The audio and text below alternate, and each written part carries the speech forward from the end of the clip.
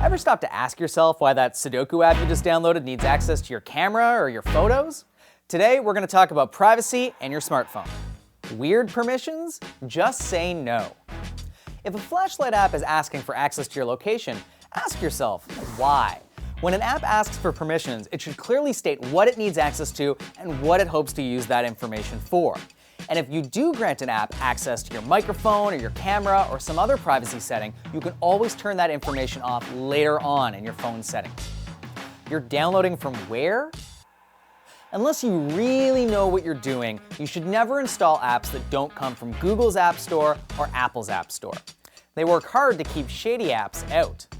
Often, installing apps from unreliable sources requires you to disable security settings that are there to keep you and your data safe. Turn it off. If you're not at home and you're not using your Wi-Fi or your Bluetooth, it's probably a good idea to turn those settings off.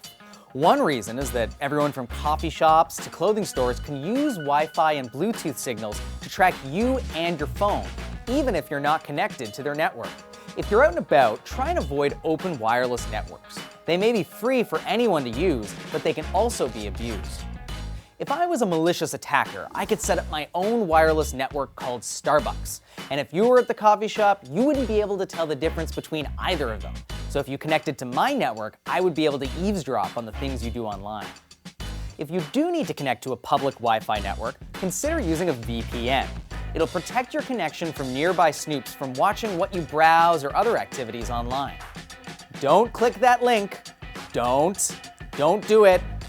You wouldn't open a strange link on your computer, so don't do it on your phone.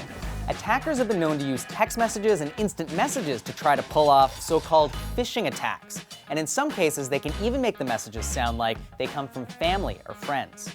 So be smart about the links and attachments you open, even if you know who they're from. Update your phone now, right now. Pause the video, go away, do it now. Come back when you're done. Thank you.